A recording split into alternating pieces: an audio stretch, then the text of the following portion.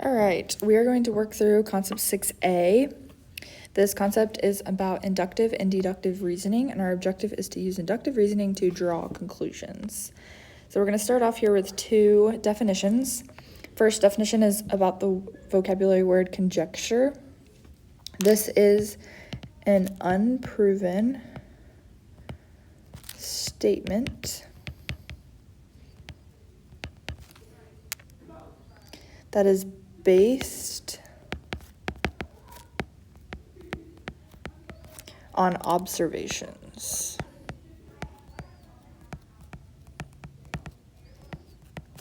Okay. Second is inductive reasoning. This is, I'm going to zoom in a little bit. It's a process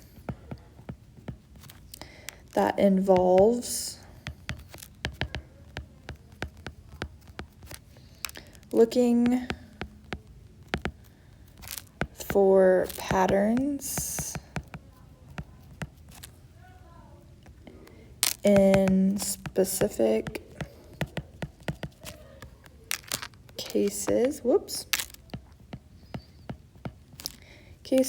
and then writing a conjecture for the general case.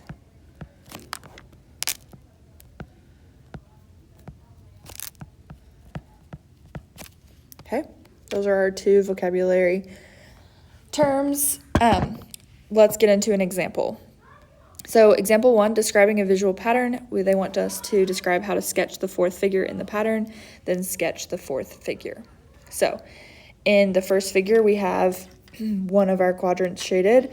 Figure 2, we have one of our quadrants shaded. Figure 3, we are adding two sections in each figure. So let's go ahead and draw, first of all, what we think figure 4 would look like.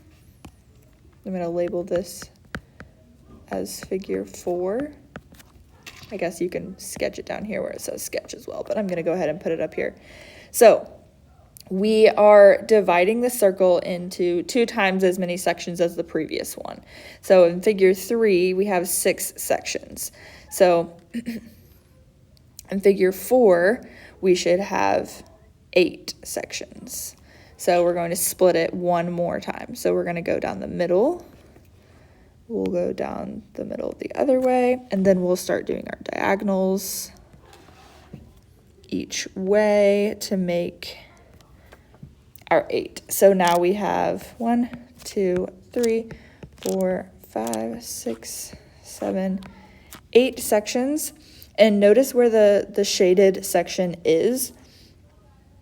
It always has the section that is on the top left. So top of the middle, let me make my pen a little bit thicker. Top, so here's my middle line here. My top left would be this section here. So if I color that in with blue, it would look something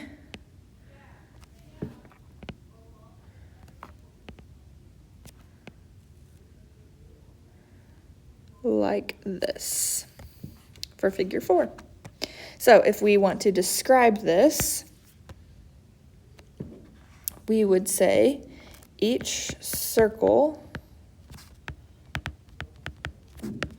is divided into 2 extra sections than the circle or the figure before. Okay, so for example, figure 1 had, figure 1 had 2 sections, figure 2 has 4 sections, figure 3 has 6 sections, and figure 4 has 8. So we are adding 2 sections each figure. And then for the shading, the top left section is shaded. Okay, so there is our description for the visual pattern we see here. All right, let's move on to the next one. So let's describe this pattern, and then we're going to write the next two numbers in this pattern. So if you were to look at going from 20 to 19, we are subtracting 1. So we're going from here to here, we're subtracting 1. What are we doing from 19 to 17? Well, we're subtracting 2. Then we're going from 17 to 14, we're subtracting 3. And going from 14 to 10, we're subtracting 4. So what do you see with these numbers? As I'm subtracting, each time I'm subtracting by 1 more than I previously subtracted.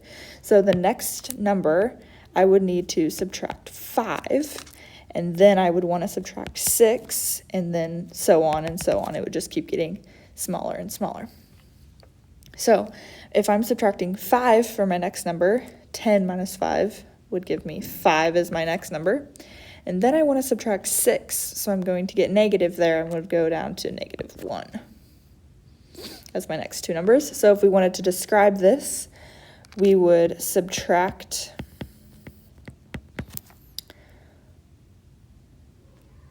1 from the first term, then 2 from the second term, and so on. So then we would subtract 3 from the third term, 4 from the fourth term, 5 from the fifth term, and so on. It would just continue like that. Okay? All right, going to example 2. Here we are looking at numbers such as 3, 4, and 5 are called consecutive integers. So let's highlight that. Consecutive integers. 3, 4, and 5, meaning they are right next to each other, one after the other. They want us to make and test a conjecture about the sum of any 3 consecutive integers. Okay, so let's find a pattern using a few groups of small numbers. So if we want to find the sum of any 3 consecutive integers, we need to figure out a pattern with that. So I'm going to use first the numbers that they gave me.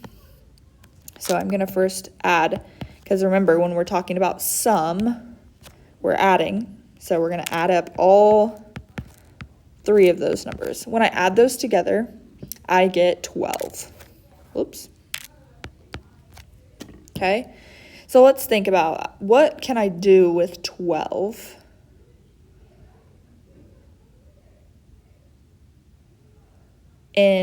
With the numbers 3, 4, and 5. So let's talk about if I wanted to get 12 with another 2 numbers in this, I could pick 4 times 3. I know that 4 times 3 would give me 12. Okay, let's see if that would work for another pair of consecutive integers. So let's pick the smallest. Let's do 1, 2, and 3. If I add those together, I get 6. Okay, so back up to the top one here. 4 was my middle number, and I multiplied it by 3. Okay, let's look if I took my middle number here in this group of consecutive integers, I would use 2. What if I multiplied that by 3? I would get 6. These two numbers do match. So let's keep going. Let's see if that's a pattern for all consecutive integers.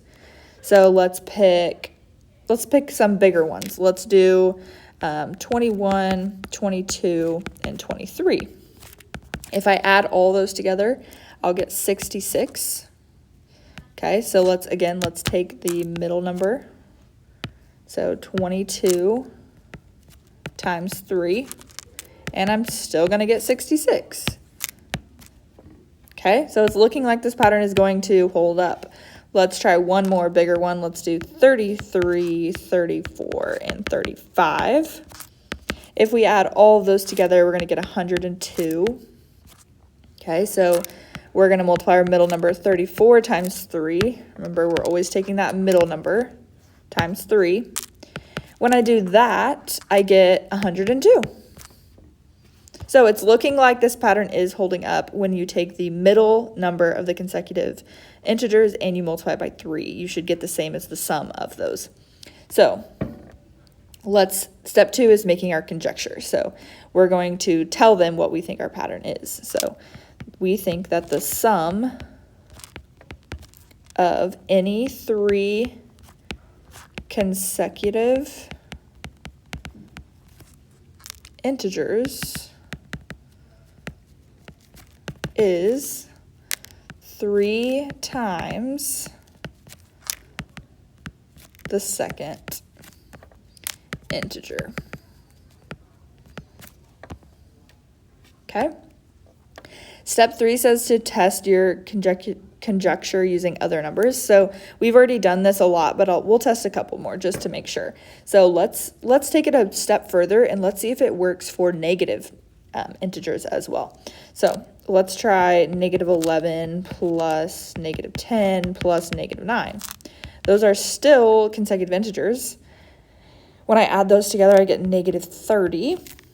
So now let's try our multiplying. So we're going to take our middle integer, which would be -10, and we're going to multiply by 3, and we do get -30. So that does work. Okay, I think we've tested it enough. If you feel like you need to test it a little bit more, feel free to do one more test on your conjecture. All right, last question here is independent practice.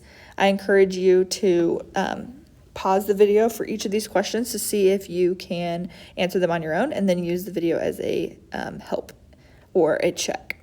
So for this particular pattern, we are essentially adding a row to our triangle or pyramid or whatever you want to call this. So we start out with 1, we start out with the top, then we're going to add this second row with 2 circles, and then for the third one we're adding a row of 3.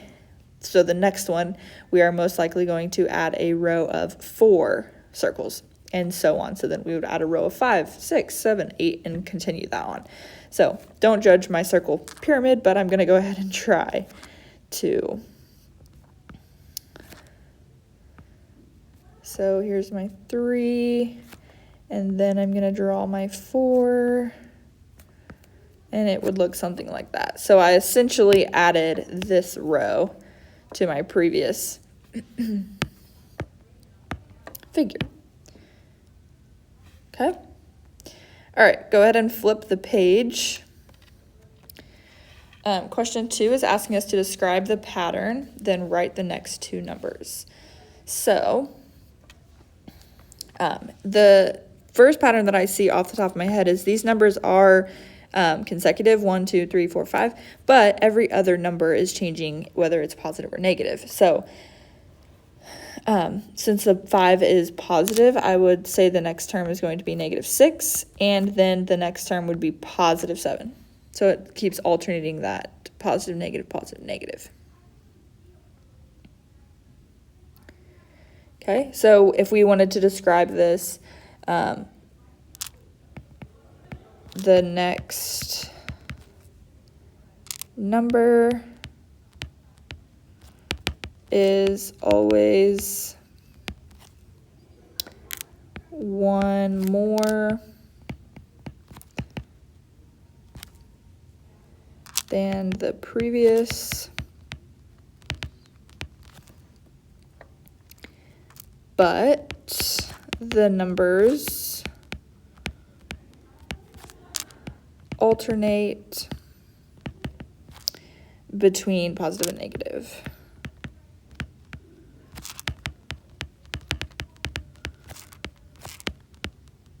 And that is our description of this pattern. All right.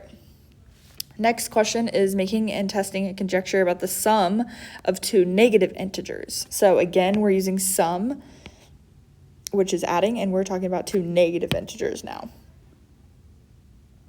So the first one is just wanting us to find a pattern using a few groups of small numbers. So let's talk about, let's just do -2 plus -3. That's two negative integers. We're finding the sum of them. That would be -5. Let's do -50 plus -2. That is -52. Let's do -10 plus -5 gives us -15.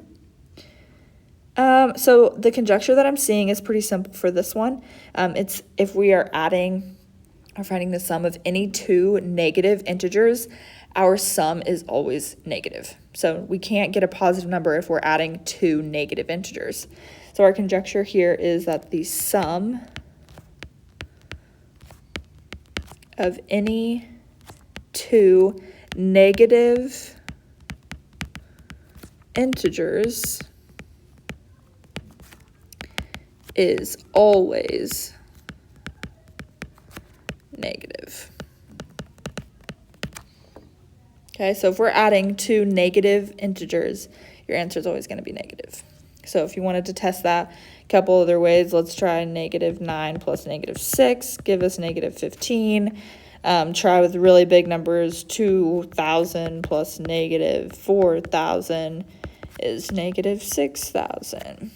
If you want to try a few others, go for that. But those are the two that I'm going to provide. We will get a negative answer every time. All right, independent practice 1 through 3. We're using inductive reasoning to find the next three terms of each sequence. So let's talk about these. Let's find the pattern and then continue the sequence. So going from 0 to 180, what am I doing?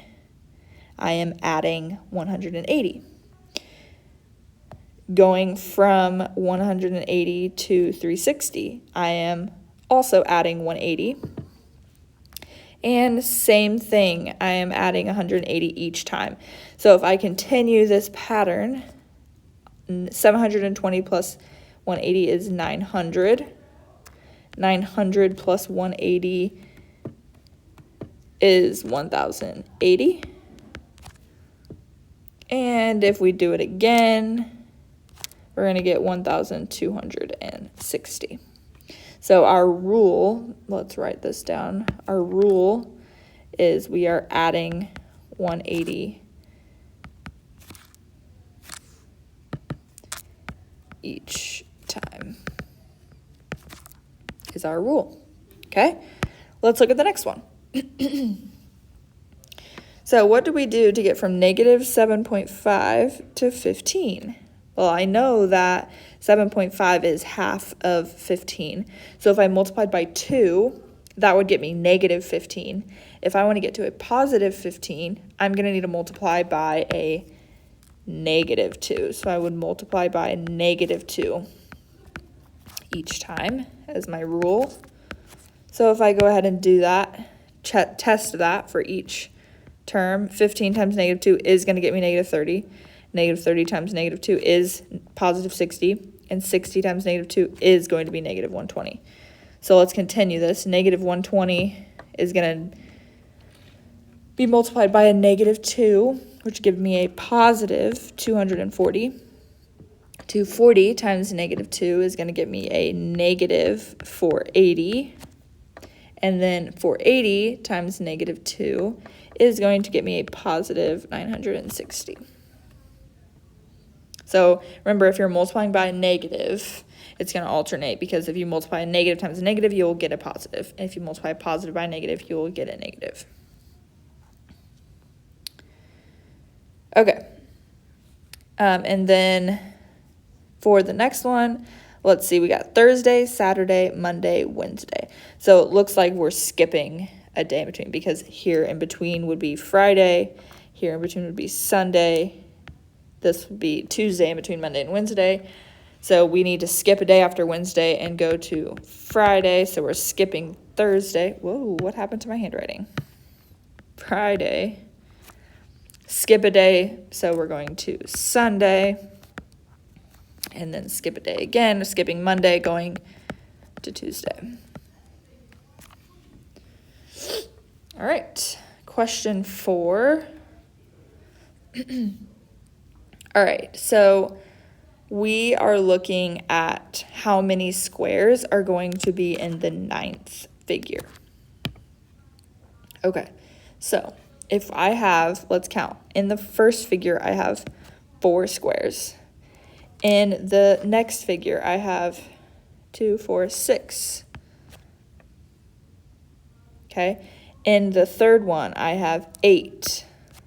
So I'm adding 2 each time. So if this is the first, actually let me use a different color. This is the first, second, third, let's do fourth, 5th, 6th, 7th, 8th, 9th is what we need to go to. And this is where we're talking about the number of squares we have. So in the fourth, if we're adding 2 each time, the fourth is going to have 10 squares, then 12 squares, then 14 squares, then 16 squares, 18 squares, and 20 squares. Okay, so our answer here, our 9th figure, is going to have 20 squares. Okay, last question on this concept.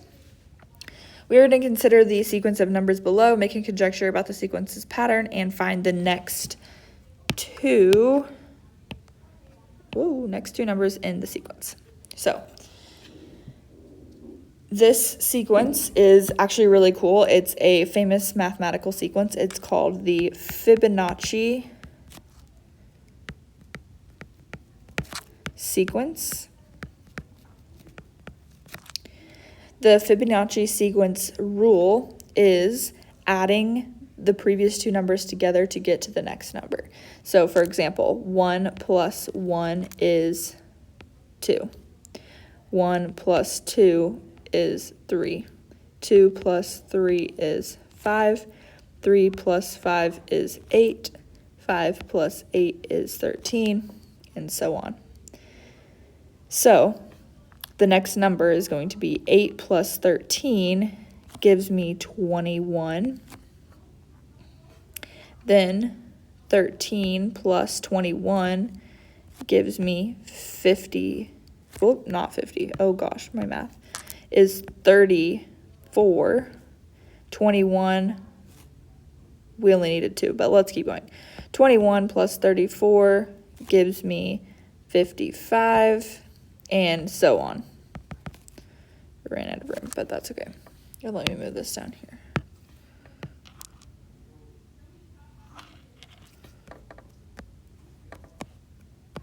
Oops. There we go. So you add the previous 2 numbers to get to the next number. So I think that's pretty cool. And the first 2 numbers at the beginning, the 1 and the 1, originate because technically there's nothing to add to this one. So it's like 1 plus 0, which gets you to the second one. So it's pretty cool. It's called the Fibonacci sequence. All right, that is all for concept 6A. Go ahead and go to the next video for concept 6B.